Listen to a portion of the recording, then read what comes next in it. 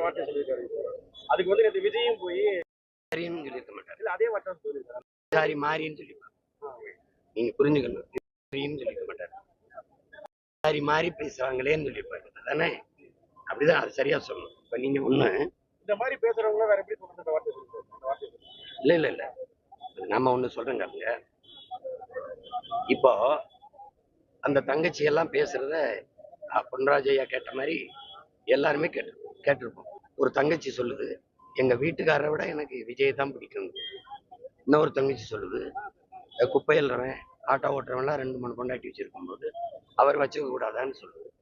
இன்னொரு தங்கச்சி, நாங்க அக்காவா இருப்போம் தங்கச்சியா இருப்போம், வேணும்னா பொண்டாட்டியா கூட இருக்கும் அப்படின்னு சொல்லுது. இப்படி பேசுறது இது சில காணொலிகள்.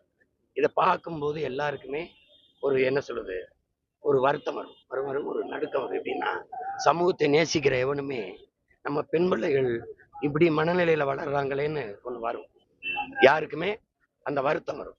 சமூகத்தை நேசிக்கிற யாருமே என்ன பண்ணுவாங்கன்னா, ஏன் நம்ம சமூகம் அடுத்த கட்டத்துக்கு அடுத்த தலைமுறை இவ்வளவு மோசமா வளருதா அப்படின்னு யாருக்குமே ஒரு வரும். அந்த வருத்தம் பொன்ராஜையாவுக்கு இருந்த மாதிரி எனக்கு இருந்தது. நியாயமா பார்த்தா உங்களுக்கு இருந்திருக்கும். அப்போ அதை பார்த்த அந்த தாவேக்காவுடைய தலைவர் என் தம்பி விஜய்க்கு இருந்திருக்கணும்.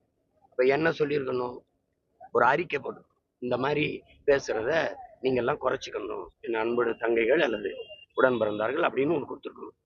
அதை அவர் கண்டிக்கல, அதை செய்யல. தொடர்ச்சியா அவங்க பேசுறதெல்லாம் விட்டுட்டாங்க. இன்னொன்னு, இந்த இடத்துல பெண்ணை இழிவா பெண்களை இப்படி குறிப்பிட்டாரு ஐயா பொன்ராஜுங்கிறது உங்க இது இப்படி பேசுறது போல பேசுறாங்களே அப்படிங்கும்போது தன்னுடைய வருத்தத்தை பதிவு பண்றாரு.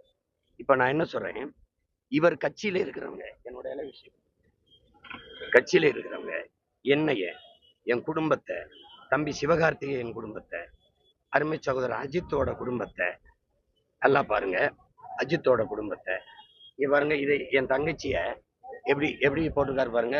விஜய் படத்தை போட்டு ஒருத்தர் இது மாதிரி ஒரு புத்தகம் போடலாம். உங்களுக்கு புரியுதுன்னு நினைக்கிறேன். எப்படின்னா, அவ்வளவு இழிவா பேசுறாங்க. இதையெல்லாம் ஒரு கண்டிச்சு ஒரு பொதுவான அறிக்கை இந்த மாதிரி எழுதுறது, கண்ணியமற்ற பதிவுகளை குறைங்க, தவிருங்க, இந்த மாதிரி செய்யக்கூடாது அப்படின்னு நீங்க ஒரு தடவை அறிக்கை விட்டுருந்தா, அந்த தங்கச்சியை பேசும்போது அப்ப இப்படிலாம் பேசுறது கண்ணியமற்றது. உங்களை பெற்றவர்கள், உங்க உடன் பிறந்தவர்கள், உங்களுக்கு படிப்பிக்கிற ஆசிரியர்கள், உங்களோட பணி செய்கிறவர்கள், நம்ம கட்சியில இருக்கிற பெரியவர்கள்லாம் கூச்சப்படுவாங்க, அருவறுப்பாங்க. அதை செய்யாதீங்கன்னு நீங்க ஒரு நேர்மையா ஒரு அறிக்கை விட்டுருந்தீங்கன்னா, இப்ப நீங்க பொன்ராஜையா மேல கமிஷனர் அலுவலகத்துல மனு கொடுக்க போனீங்கல்ல, புகார் அளிக்க போன, அதுக்கு தகுதியும் நேர்மையும் உங்களுக்கு இருந்திருக்கும். நீங்க எங்க குடும்பங்களை பேசும்போது, என் மனைவிய, என் தம்பி சிவகார்த்தியன் குடும்பத்துல அவன் மகளை, ஐயா அன்பு சகோதரர் அஜித் அவர்கள் குடும்பத்தை, பிள்ளைகளை, இதையெல்லாம் பேசும்போது நீங்க எங்க இருந்தீங்க? அப்போ உங்க கட்சிக்காரங்க என் கட்சியில் இருக்க பிள்ளைகளை, மற்ற கட்சியில் இருக்க பெண் பிள்ளைகளை அவ்வளவு கேவலமா எழுதுறானே, வாய்கிட்டு சொல்ல முடியாத வார்த்தைகளை. நீ எல்லாத்தையும் சேர்த்து நான் எடுத்துக்கிட்டு, மொத்தமா இவ்வளவு இருக்கும் எடுத்துக்கிட்டு, நான் இதே கமிஷனர் அலுவலகத்துல உங்க மேல புகார் கொடுத்தா எப்படி இருக்கும்? இப்படி பேசுறாங்க எங்க குடும்பத்து பிள்ளைகளை எல்லாம். அவர் கட்சி அவர் கண்டிக்கல. இப்ப அவர் மேல இதுக்கு ஒரு வழக்க பதிவு பண்ணி விசாரிங்க, என்னன்னு கேட்க நான் கொண்டு கொடுக்கட்டுமா? நான் இதெல்லாம் சேர்த்து ஒரு புத்தகம் போடட்டுமா? எப்படி எழுதியிருக்காங்கன்னு சமூகத்துக்கு காட்டலாமா? சொல்லுங்க. அதை நீங்க கண்டிச்சிருந்தீங்கன்னா வச்சுக்க, இவர் பேயாம பேசுறாரு, உன் புள்ள பேசும்போதே இந்த மாதிரி பேசாதீங்கன்னா அவர் சொல்லியிருக்க மாட்டாரு. பொன்ராஜுக்கு கட்சி இல்ல, அரசியல் இல்ல, வாக்கு இல்ல, சமூக அக்கறை, அதுலதான் அவர் பேசுறாரு. உங்களுக்கு புரியுதா? அவர் ஊடகத்துக்குள்ள இருக்கிறனால ஒரு மனிதனா சொல்லிட்டாரு, மத்தவன் மனசுக்குள்ள புளிங்கிட்டு வேதனைப்பட்டுக்கிட்டு இருப்பான். உங்களுக்கு வழங்குதுன்னு நினைக்கிறேன். அதனால அவர் சொன்னது யாரையும் காயப்படுத்தணும்னு இல்லை, இந்த மாதிரி இருக்குதே இந்த சமூகம், நம்ம நேசிச்ச சமூகம் இப்படி போயிருச்சே, இதுக்காக நம்ம முன்னோர்கள், ஆண்டோர்கள், சான்றோர்கள், அருமை பெருமக்கள்லாம் இந்த மாதிரி சமூகத்தை கட்டமைக்கவா பாடுபட்டார்கள். ஐயோ, இதை சரி செய்ய முடியாதாங்கிற ஆதங்கத்துல சொல்றாரு தம்பி, ஆதங்கத்துல சொல்றாரு. அதுவே தவறுன்னு படுதுன்னா, நோக்கத்தோடு நீங்க எழுதுறீங்க, எங்களை அசிங்கப்படுத்தணும், கேவலப்படுத்தணும் எங்க குடும்பங்களை எழுதுறீங்க, எங்க பிள்ளைகளை, குறிப்பா எங்க கட்சி பிள்ளைகளை ரொம்ப எழுதுறீங்க. அதை நான் என்ன செய்யலாம் சொல்லுங்க? என்ன செய்யலாம் தம்பி? நீங்க என்ன பண்றீங்க? இந்த பெண்கள்லாம் உங்களை இப்ப இந்த அண்மையில் நடக்கிறதுக்காக கொஞ்சம் வெறுக்கிறாங்கன்னு இந்த பெண்ணுக்காக நான் வருவேன்னு காட்ட நினைக்கிறீங்க. நீங்க எங்க நடிக்கிறத நிறுத்தினீங்க? இன்னும் நடிச்சுட்டு தான் இருக்கீங்க. நீங்க திரையில நடிக்கிறது இப்ப தரையில தான் அதிகமா நடிக்கிறீங்க. நீங்க உண்மையிலே அக்கறை இருந்தா அந்த தங்கச்சிகள் பேசும்போதே ஒரு அறிக்கை உங்க பேர்லயோ உங்க கட்சி பேர்லயோ உங்க பொதுச் செயலாளரோ செய்தி தொடர்பாளர்களோ இது மாதிரி தங்கச்சிகள் பேசுறத நிறுத்திக்கணும். அன்பு வேற, இப்படி அன்பு வெளிக்காட்டுறதுக்கு இந்த வார்த்தைகள் அருவருப்பா இருக்கு, செய்யக்கூடாதுன்னு சொல்லணும். அப்படி நீங்க சொல்லலையே, அப்படி சொல்லலையே நீங்க. அப்புறம் இப்ப பொன்ராஜ் சொன்னதுல அவர் சொல்றது வருத்தம், ஆதங்கம், யாரையும் காயப்படுத்தணுங்கிற வார்த்தை அல்லது. அதை வச்சுக்கணும்.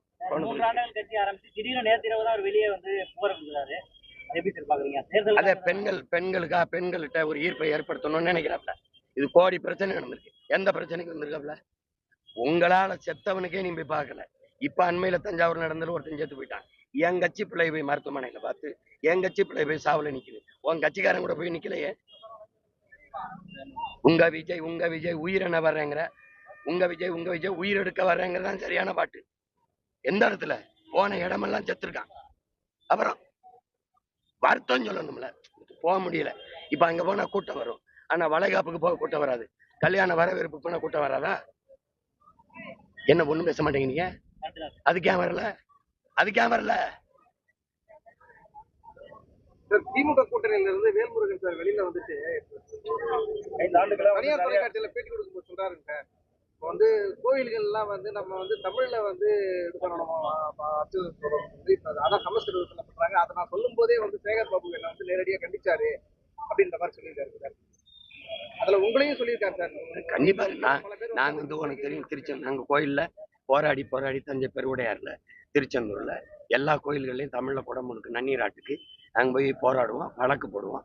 வழக்கு போட்டு தான் நானே எங்க அப்பா மணியரசன் அவங்க தெய்வ தமிழ் அமைப்பு வச்சிருக்காங்க. நாங்க சேர்ந்து போராடி தான் அந்த உரிமையை பெறுறோம். அதுல அவர் ரத்தம், ஒரு உணர்வு மதிக்கத்தக்கது. ஆனா அவங்க மறுக்கத்தானே செய்வாங்க. அவங்க வந்து எனக்கு பதில் சொல்லும்போது சொல்றாங்க, மக்கள் எந்த மொழியில விரும்புறாங்களோன்னு. எந்த மொழியில விரும்புறாங்க? சமஸ்கிருதத்துல சொல்லணும்னு என் மக்கள் விரும்புறாங்களா? நான் கேட்டேன். நீங்க அப்பவே நம்ம ஒழிச்சிருக்கணும். தமிழிலும் அப்படின்னா என்ன? அமெரிக்காவிலையா, இல்ல ஆப்பிரிக்காவிலையா, இல்ல இங்கிலாந்துலையா? டேய், இது ஏன் நாடுறா? கோயில் ஏன் கோயில்ரா? உள்ள இருக்கிறவன் என் முன்னவன்றா.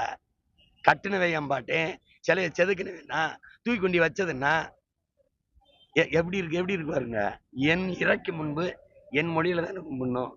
மந்திரம் இல்லையா? நிறைமொழி மாந்தர் மறைமொழி தானே மந்திரம் என்பாங்கிறேன்னா, தமிழே மந்திரம்ங்கிறான். இது தனியா மந்திரம் இல்ல, முன்னாடி வந்து தமிழ்னு சொல்லிக்கிட்டு அதுவே போதுங்கிறான். புரியுதா? அது ஒரு சொல்றது சரிதான். மக்கள் வந்து ஆதரவு தரணும் சொல்லியிருக்காங்க. இதுக்கெல்லாம் என்கிட்ட போய் கேட்கலாமா? எங்க அண்ணன் இங்க கூட்டணியில் இருக்க நெருக்கடி புரிஞ்சு சூழ்நிலைஞ்சு பெருந்தன்மையா வேணான்னு விட்டுட்டாரு. அதுல என்ன சொல்றது? வேணா, இது போய் எதுக்கு? நம்மளால ஒரு நெருக்கடி வேணான்னு விட்டுட்டாரு. தேர்தல் முடிஞ்சிருச்சுல, போட்டிட்டு வேட்பாளர் போட்டு வேலை செஞ்சுக்கிட்டு இருக்கேன். இப்ப அந்த கேள்வி கேட்கக்கூடாது. எதிர்வரும் காலங்கள்ல அது குறித்து சிந்திப்போம். இப்ப அதுக்கு வாய்ப்பு இல்லை. இல்ல, அவருக்கும் தெரியும். அவங்க இல்ல அது அவரு அவங்க ஒரு தனிச்சு ஒரு அணி அமைச்சு போட்டிடுறாங்க. தேர்தல் அவங்க வலிமையை காட்டணும்ல, போட்டிடுறாங்க. அவரை நான் வெல்ல வாழ்த்துவாரு, நான் அவர் வெல்ல வாழ்த்துவேன். புரியுதா உங்களுக்கு? அது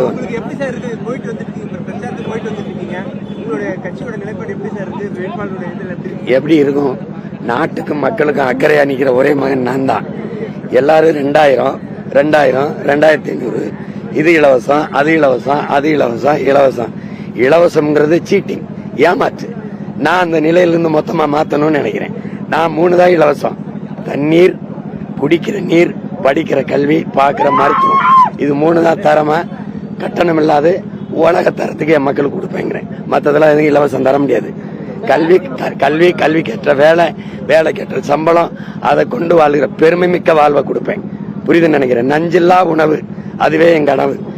நானே விவசாயம் செய்வேன். ஒரு பூச்சி, ஒரு ரசாயன உரம் இல்லாம தூய உணவை, நல்ல உணவை என் மக்களுக்கு கொடுப்பேன். குடிநீரை நானே கொடுப்பேன். மின் உற்பத்தியை நானே செய்வேன், முதலாளிகிட்ட கொடுக்க மாட்டேன். கணக்கில்லாத காற்றாலை, சூரிய ஒளி, மின்சாரத்திலிருந்து தடையிட்டு கொடுப்பேன். புரியுதுன்னு நினைக்கிறேன். பசி இல்லாத சொல்ல நானே ஒழிப்பேன். வேலை இல்லைங்கிற சொல்லுக்கு வேலை இல்ல மாக்குவேன். நிலமும் வளமும் சார்ந்த தொழிற்சாலைகள் ஆரம்பிச்சு, சேலம்னா மேட்டூர்ல வேலை, ஓமனூர்ல வேலை, புரியுதுன்னு நினை, ஆத்தூர்ல வேலை, அங்கங்க எப்படின்னு போட்டு காட்டுற. ராத்திரிக்கு வாங்க, இரவு.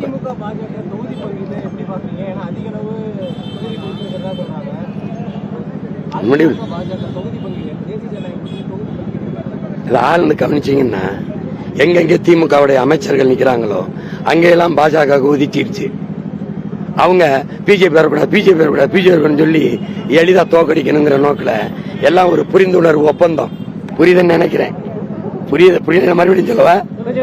மறுபடியும் எங்கெங்க நீங்க திமுகவுடைய இப்ப அமைச்சர் இருக்காங்களோ அந்தந்த தொகுதிகளை எல்லாம் கூட்டணி கட்சிக்கு தாமரைக்கு ஒதுக்கிட்டு இவங்க என்ன பிரச்சாரத்தை வைப்பாங்க? அது மதவாத கட்சி, அதை வரவிடக்கூடாது, அதை ஒழிக்கணும்னு பேசுவாங்க. நாங்க என்ன பேசுவோம்?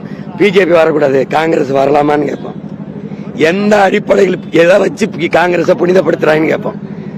இந்த நாட்டில் விடுதலை பெற்ற இந்தியாவை 60 ஆண்டுகள் ஆண்டது இந்த காங்கிரஸ் தான். இந்த நாடு நாசமானதுக்கு காரணம் குறிப்பா என் இனத்தை நாசமாக்குனது காங்கிரஸ் தான். என் மண்ணின் உரிமையை புறம் எடுத்துட்டு போனது. கல்வியை எடுத்துட்டு போனது யாரு? கல்வியை எடுத்துட்டு போனது யாரு? கச்சத்தீவை எடுத்து கொடுத்தவன் யாரு? காவிரி நதியை பறிச்சது யாரு? என் நிலத்துல நச்ச ஆலைகளை போன நட்டவன். ஒரு தேசிய இனத்தின் தேச விடுதலை கனவை அழிச்சு நாசமாக்கினவன் யாரு? அழிச்சதாவே கூட இருந்தவன் நீ. 2 பேரும் சேர்ந்துகிட்டு எந்த வழியில் காங்கிரஸை புனிதப்படுத்துவ? முதல்ல இந்திய திணிச்சு இங்க 500க்கு மேற்பட்டவன் என் முன்னோன் போராடி செத்தான். திணிச்சது யாரு? ஜிஎஸ்டி சரக்கு மற்றும் சேவை வரி கொண்டு வந்தது யாரு? நீட்டை கொண்டு வந்தது யாரு? என்ஐஏ கொண்டு வந்தது, என்ஆர்சியை கொண்டு வந்தது யாரு? சொல்லுங்க, நீங்க சொல்லுங்க, கொண்டு வந்தது யாரு? அதிமுக இந்த அதிமுக அமைச்சர்கள் நிக்கிற இடத்துல பிஜேபியா போட்டு முடிக்குதுன்னா அப்ப அதுக்கு என்ன அர்த்தம்? ஏங்க, இவங்க ஆட்சிக்கு வரும்போது திமுக அவர்களுடைய சாராய ஆலையிலிருந்து சரக்கு எடுக்குதா இல்லையா? கேட்கறதுக்கு பதில் சொல்லுங்க, எடுக்குதா இல்லையா? திமுக வரும்போது அதிமுக காரங்க சாராயிலிருந்து சரக்கு எடுக்குதா இல்லையா? இப்ப புரிந்துணர்வு ஒப்பந்தம் இல்லையா? வாங்குற கமிஷன் இவங்க வந்தாலும் மலையை வெட்டுவாங்க, அவங்களுக்கு கமிஷன். அவங்க வந்தாலும் மலையை வெட்டுவாங்க, இவங்களுக்கு கமிஷன். இருக்குதா இல்லையா? அப்புறம் புதுசா ஒரு கேள்வியை கேட்கறீங்க. எல்லாம் தெரிஞ்சுக்கிட்டே என்ற கேள்வியை கேட்கறது அழுத்தமா?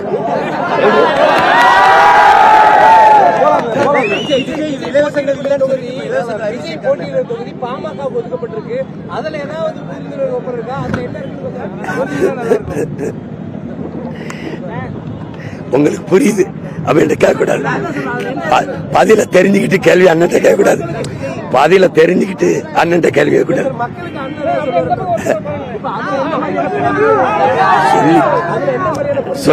சொல்லிட்டேன். அதுதான் அதுக்கு ஒரே பதில் தான்.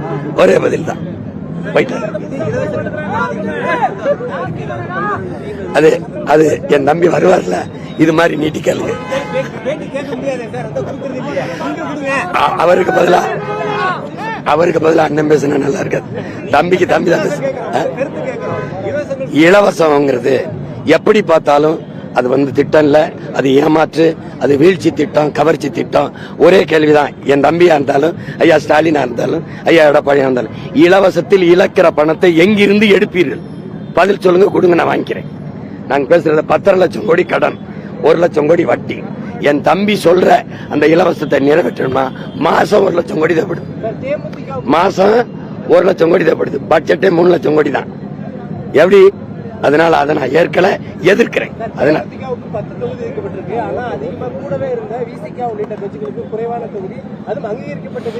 இத நீங்க உங்க அண்ணன் கேட்க கூடாது, எங்க அண்ணன் போய் கேட்கணும். யாரு? எங்க அண்ணன் திருமாட்ட போய் கேட்கணும்.